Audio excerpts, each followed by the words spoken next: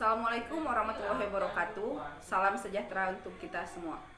Yang saya hormati para dewan juri, yang saya hormati para dosen Universitas Negeri Medan dan teman-teman sekalian. Marilah kita panjatkan puji dan syukur kita kehadirat Allah Subhanahu wa taala. Berkat taufik dan hidayahnya lah kita dapat berkumpul di hari yang cerah ini, serta masih diberikan kekuatan iman, Islam, ihsan dan kesehatan.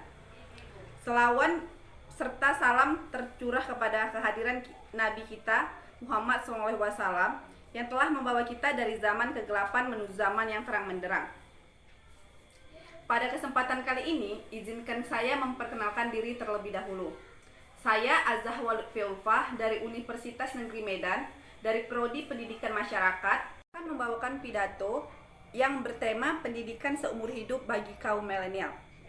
Dewan juri dan hadirin sekalian, seperti yang kita ketahui, secara umum, pendidikan seumur hidup sendiri ialah proses pendidikan secara kontinu atau terus-menerus, mulai dari manusia lahir sampai mereka meninggal.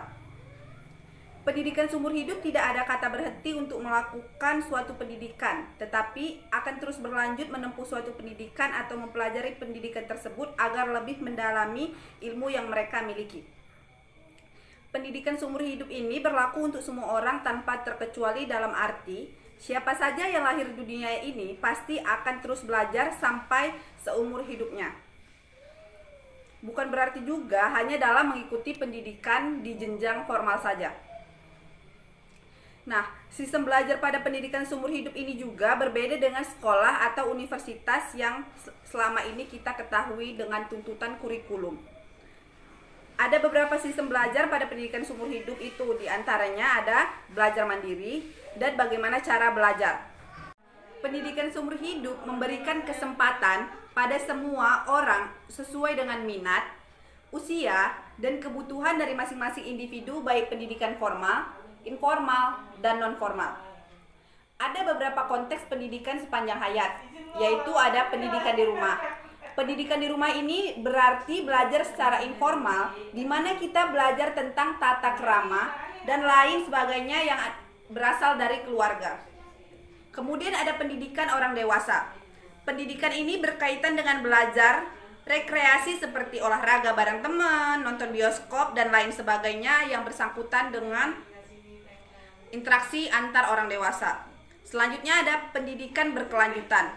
Nah, pendidikan berkelanjutan ini di mana seseorang melaksanakan pendidikannya ke jenjang yang lebih tinggi seperti mencapai gelar profesor. Selanjutnya ada pendidikan pekerjaan. Di sini pada suatu instansi atau perusahaan yang mengharuskan kita untuk belajar dan mengikuti aturan dan peraturan yang ada di dalam perusahaan atau instansi tersebut. Kemudian ada lingkungan belajar pribadi. Lingkungan sekitar juga termasuk pendidikan sepanjang hayat, karena pada lingkungan sekitar kita bisa belajar secara pribadi mengenai lingkungan sekitar kita. Dewan juri dan hadirin sekalian, melalui proses pendidikan sepanjang hayat, manusia mampu meningkatkan kualitas kehidupannya secara berkesinambungan, mampu mengikuti perkembangan ilmu dan teknologi, serta mampu mengikuti perkembangan masyarakat dan budaya untuk menghadapi tantangan masa depan dan mengubahnya menjadi peluang. Bagi kaum milenial, sebenarnya pasti akan lebih mudah untuk mendapatkan pendidikan seumur hidup sendiri. Karena yang kita ketahui, kaum milenial adalah generasi yang sudah paham dalam bermedia sosial dan berselancar di internet. Bukankah sangat memudahkan generasi milenial dalam mencapai suatu keingintahuannya terhadap pendidikan-pendidikan dan untuk menambahkan skill-skillnya? Baik, itulah akhir dari pidato yang dapat saya sampaikan. Demikian yang dapat saya sampaikan, semoga bermanfaat untuk kita semua. Saya sudahi dengan mengucapkan wabillahi taufiq wal hidayah. Wassalamualaikum warahmatullahi wabarakatuh.